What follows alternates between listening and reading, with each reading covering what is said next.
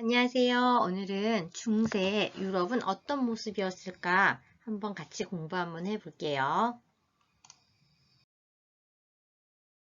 자, 유럽의 역사 발전 순서입니다. 우리 예전에 아테네, 스파르타, 헬레니즘, 로마 이런 나라들을 배웠어요. 이런 나라들의 이제 체제를 만들어 가기 때문에 다양한 정치 형태가 시험 문제에 많이 나옵니다. 다음 중세는 이제 고대와 근대 사이에 이제 끼어 있어서 이제 가운데 중자 써서 중세라고 하는 것 같아요. 근데 중세는 한마디로 신 중심의 사회입니다.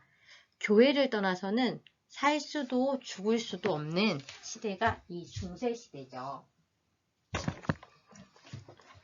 자, 그다음 이때 가장 중요했던 건 여러분들 영화 같은 데 보면 성이 있고 그 안에 사람들이 살고 있는 이런 기사가 나오고 그다음에 힘센 땅의 주인 영주의 모습이 나오는 게 이 시대입니다. 자, 그다음에 흑사병과 십자군 전쟁에서 지면서 하나님만 믿으면 모든 게 해결될 줄 알았는데 사람들이 많이 죽으니까 신이 모든 걸 해결해 주지 않는구나. 인간이 중요하다. 다시 인간으로 돌아가야 된다. 그래서 인간을 중시하는 옛날로 돌아가자. 아리, 다시 돌아가자는 뜻입니다. 그 다음에 중세 때 이렇게 십자군 전쟁도 마찬가지고 이제 교회가 타락한 모습을 보였기 때문에 이제 그 타락했던 교회를 다시 정화해야 한다. 다시 고쳐야 한다. 그래서 종교 개혁 운동이 일어나게 되고 십자군 전쟁을 통해서 사람들이 휴추라든지 향신료 같은 것에 관심을 갖게 됩니다. 이런 것들을 구하러 인도를 찾기 시작하죠. 그러면서 새로운 항로, 신항로를 개척하기 시작합니다. 그러면서 중세가 끝나고 근대의 새로운 시대의 모습으로 나타나게 되죠. 그래서 오늘은 이 중세의 모습에 대해서만 좀 자세히 보겠습니다. 자, 선생님이 우리 학생들과 자주 하는 게임이 있는데 이게 달문티 게임이에요. 이 달문티가 중세의 신분 제도를 가장 잘 보여주고 또 학생들이 재밌어 하기 때문에 이걸 많이 합니다. 그림도 예쁘고 해서 정말 애들이 재밌어 하는데 이 보드게임을 잠깐 설명하면 숫자가 1부터 10위까지 나옵니다. 1은 1장, 12는 12장. 이렇게 해서 숫자에 따라서 숫자가 클수록 많은 카드가 많게 되고 신분이 낮습니다.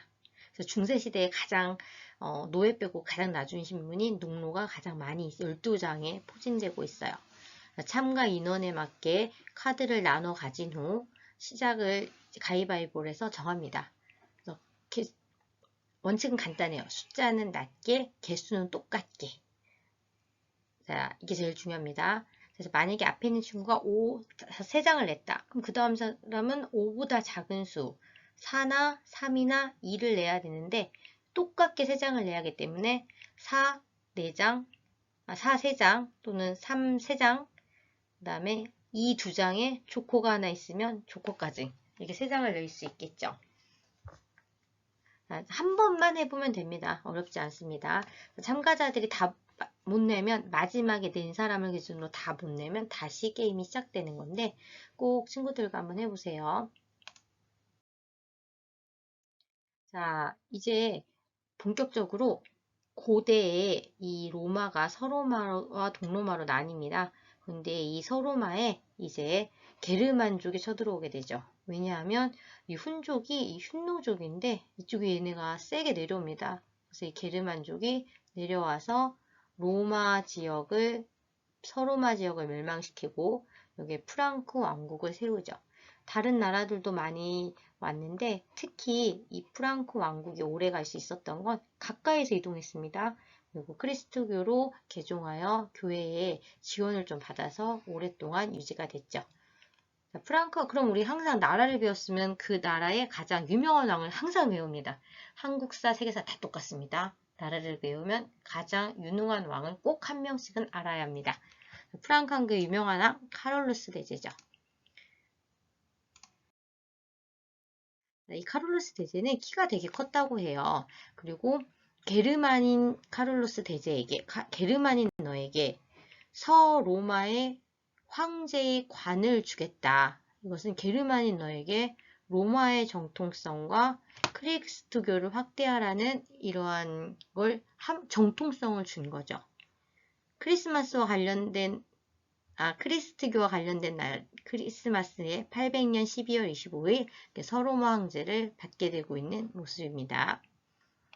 자, 이 카롤 대제가 죽고 나서 오늘날 서프랑크 프랑스, 동프랑크 독일, 그다음에 중프랑크 이탈리아로 분열되어서 오늘날 유럽의 원형을 만들었다 이렇게 평가가 되고 있습니다.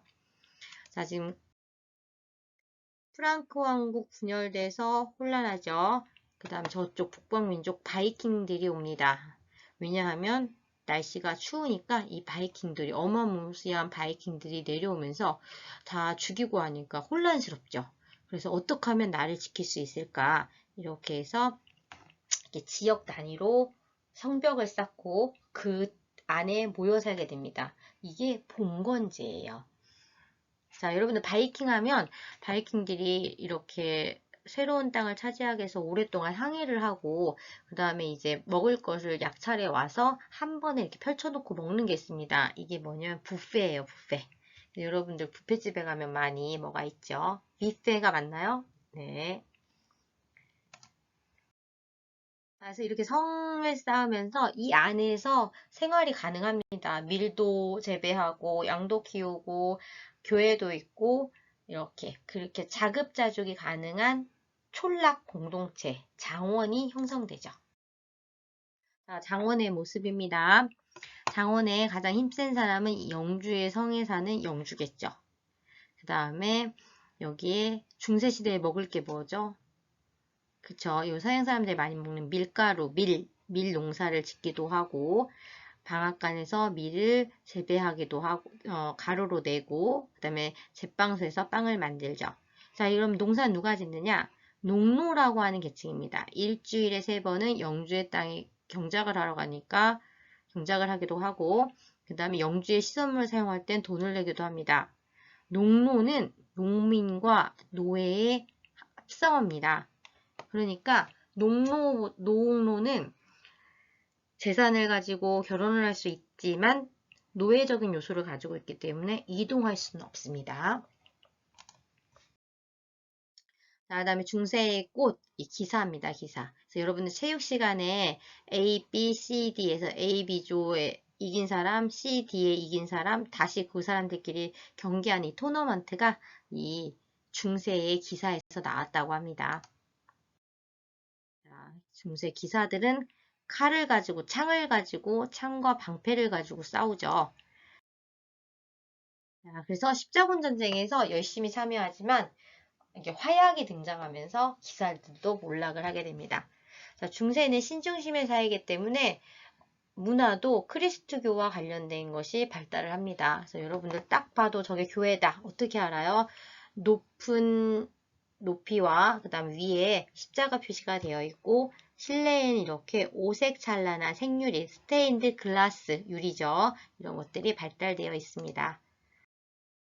그 다음에 예수의 시선으로 보기 때문에 하나님의 시선으로 보기 때문에 원근이 없어요. 그쵸? 우리가 일상적으로 알기에 가까운 건 크게 그리고 먼 건 작게 그리고 흐릿하게 그리지만 이 그림 보세요. 다 똑같죠? 네. 그래서 원근법이 없었다라는 거. 자, 요게 뭡니까? 자, 이게 오늘날 여러분들이 유럽 여행에 가면 볼 수 있는 이 성당이에요. 쾰른 성당. 이것도 이때 중세시대의 문화유산이죠. 그 프랑스의 노트르담 성당 이런 것들이 다 이때를 중세시대의 모습을 보여주는 문화재들입니다. 자, 신만 믿으면 모든 게 해결될 것 같았던 중세가 이제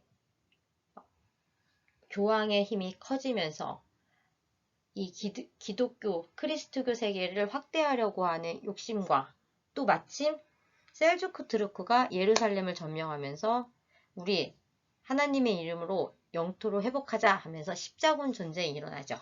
근데 전쟁에서 그쵸 200년 동안의 전쟁에서 집니다. 교황이 집니다. 그래서 교황은 완전 떡락하죠. 떡락.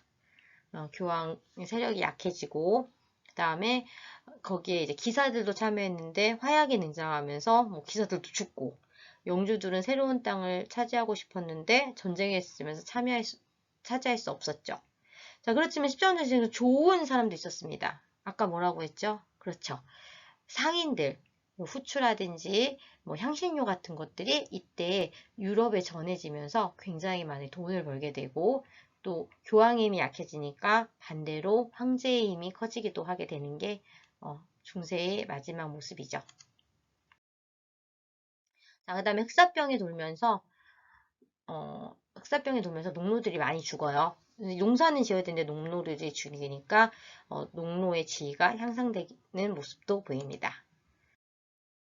자, 그다음에 중세에 이제 근대로 넘어가는데 가장 중요한 걸 하나 뽑아라 하면 선생님은 후추 같아요. 후추, 향신료입니다. 고기가 썩지도 않고 맛있어지기도 하는 이 향신료 쟁탈전이 이제 근대의 문을 여는 것이 아닌가라고 생각됩니다. 자, 그래서 오늘 서양 중세를 배웠는데 전체적인 큰 흐름만 잡으세요. 신중심에 살아야 했다라는 거. 자세한 것들은 다음 시간부터 또 배우겠습니다. 감사합니다.